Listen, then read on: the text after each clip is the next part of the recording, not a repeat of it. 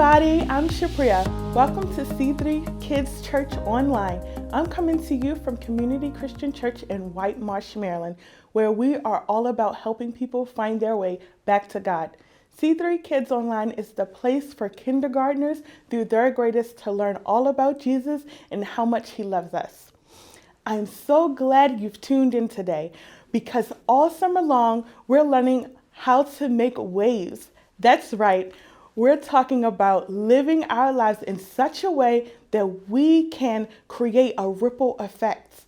Like when you drop a penny or a pebble into a pond and you can see the ripples go out further and further. Well, God created you in His image. He's full of wonderful things like love and joy and peace and patience.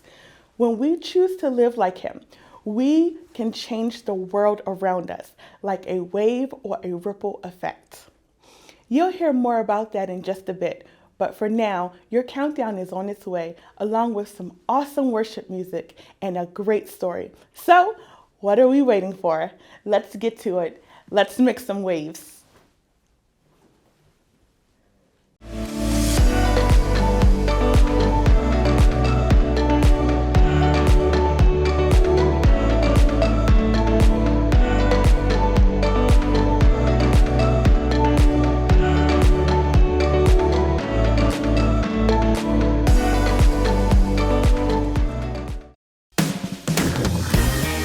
All right, everybody, clap your hands now.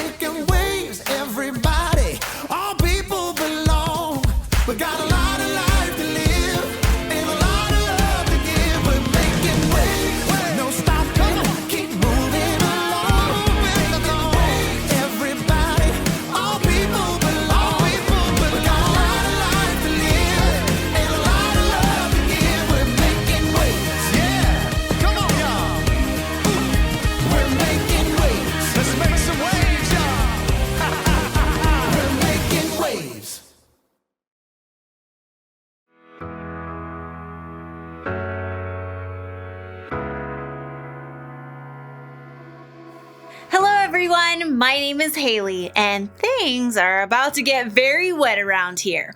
It's time for another summer tradition, the water balloon fight. But before we get to it, I think we should talk about another way you and I can make waves, because what you do today can change the world around you. Usually, to make a wave, you need a body of water, like an ocean or a river. But for the kind of waves we're making, you need things like love and patience and joy. You can change the world with those things. Today, I'm hoping to make a wave of peace. In a water balloon fight, peace is the last thing you want. It's every person for themselves in a war of water, where the most dry person at the end is the victor. But to demonstrate peace today, I'm gonna have a water balloon fight. But I'm not gonna throw a single water balloon. I think that's the best way to... hold on! I was not ready! I wanted to say something first. Okay, if I'm going to demonstrate peace, I have to be... This is not funny, people. I have some serious things to say about peace. So please, stop! Oh. Who threw that? Who threw that? Who threw it?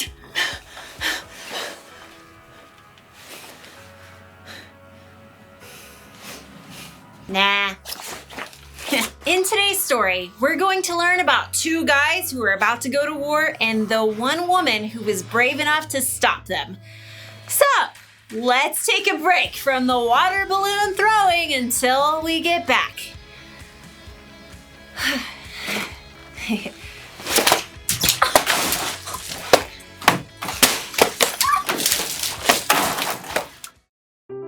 The Bible. It's 66 books of history, stories, letters, and poetry that fit together to form God's one big story. The epic adventure of how He created us and loves us so much that He made a way to rescue us. As we travel through the Bible, from Genesis to Revelation, we discover people who met God and found their lives changed forever. Now, for an amazing story, inspired by the book of 1 Samuel, chapter 25, verses 1 through 35. Near the town of Carmel lived a wealthy man named Nabal. Money, money, money, always sunny, yeah, in a rich man's world, woo! The world was not so sunny for anyone who had to be near Nabal, like his servants. Our boss's picture is right here in the dictionary beside foolish person. See? Nabal was also terribly rude. You, bring me another leg of mutton. What's wrong with this one? It's touching those peas. But you asked for peas. I asked for tea, you blockhead. I shall dump these peas on your noggin. But unlike Nabal, Abigail, his wife, had a clear mind and a wise heart. She kept a close eye on her husband's estate and did her best to keep him from destroying their lives with his quick temper. Tell me, how was the flock this season? Have we lost any sheep to raiders? Not a one, my lady. But last season our sheep were attacked by robbers a dozen times. We've had protection. Protection? How? David and his men have been camping nearby. As long as they've stayed near our flocks, they've kept us and the sheep from any harm. Very good. I've heard some say David will be king in Saul's place. Has Nabal thanked David for his help? Give thanks, Nabal. That was very funny, my lady. I'll consider the matter. Let me know if anything changes. The time for sheep shearing neared, and Nabal ordered a grand party to celebrate. Music, drink, mutton, bread, cakes, raisins. Are you writing this down? Yes, sir. But no peas. No peas. As Nabal ordered the festivities, 10 young men arrived to bring a message from David. That outlaw, what does he want? David says, "May you live long and everything go well for you." Only what I deserve. He says, "I hear that you are clipping the wool off your sheep. When your shepherds were with us, we treated them well. The whole time they were at Carmel, nothing that belonged to them was stolen. Please be kind to my men. Please give us anything you can find for us.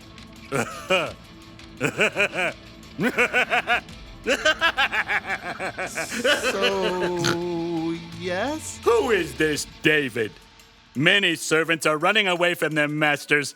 Why should I give food to men who come from who knows where?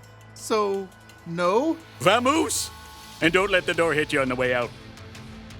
David's men quickly returned to camp. They found David's anger could be just as hot as Nabal's. Each of you put on your swords. In a short time, David and 400 of his men were marching up the mountain to confront Nabal. Word spread quickly. A servant raced to find Abigail. David sent messengers to Nabal and asked for a share of food, but Nabal was rude and shouted at them. You must do something or terrible trouble will come. Abigail didn't panic. She took a deep breath. We have to get ahead of this. Take a list, please. On it. 200 loaves of bread, 200 bottles of wine, 5 sheep, a bushel of grain, 100 raisin cakes, 200 cakes of pressed figs.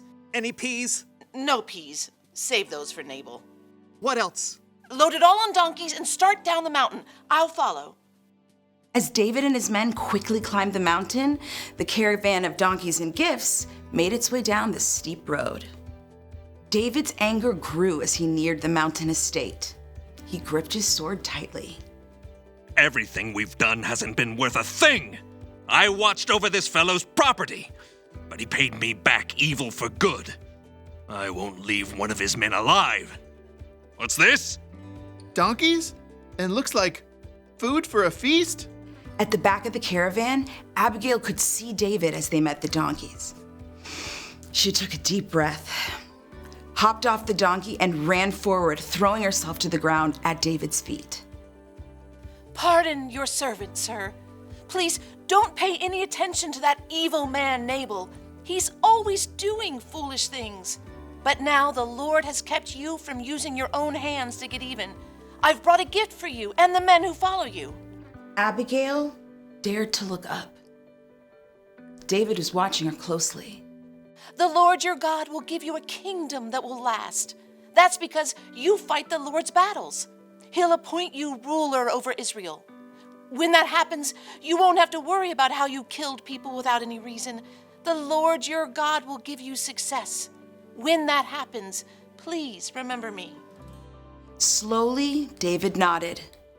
He removed his hand from the hilt of his sword and reached down to help her up. Give praise to the Lord. He has sent you today to find me. You have shown a lot of good sense and kept me from using my own hands to get even. He has kept me from harming you. Prepare a feast for your men. You've earned every bit of it. Go home in peace. David accepted the gift and turned back instead of facing down Nabal.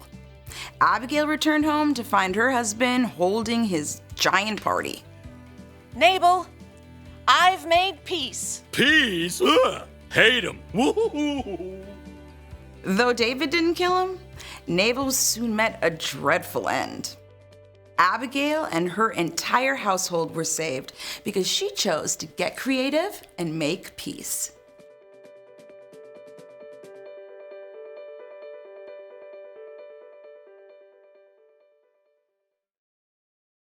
David was angry, right? So angry, he was ready to go to war with Nabal. He wanted revenge. It's a good thing Abigail stepped in when she did. She made what could have been a really bad situation better by helping David see things in a different way. Abigail helped make peace. Now, there are 3 types of people in this story, and chances are you're gonna be like every one of them in your life. You could be like Nabal, who says or does something that makes someone mad. Ha! Got you in the bag when you weren't even playing! The best way to make peace if you're a Nabal is to admit you're wrong, say you're sorry, and make things right. Someday, you could be like David. You get mad at someone and you want to get revenge. Throw that! If you're like David and you want to make peace, Sometimes it helps to think about the consequences of your anger. What will happen if I lose my temper? What will happen if I get revenge? And then there's Abigail, the peacemaker. When you're like her, it means you're standing outside of someone else's fight and you can see a way to make peace. Hey, you two are supposed to be friends. Now, hand him over. Thank you.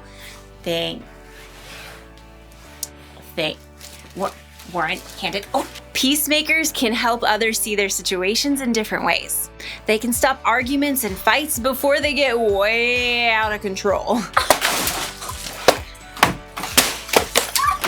Water balloon fights are one thing. They're supposed to be fun. But other fights can hurt feelings, damage relationships, or even worse. So be an Abigail and make a wave of peace. The one thing to remember today is this: you can help others make peace. If this doesn't come naturally to you, that's okay. Ask God for help. And remember, when you believe in Jesus, the Holy Spirit living inside of you can also help you make peace. Well, now it's time for the actual water balloon fight. So, I'll see you next time. Well, I guess we used up all the balloons. Nope.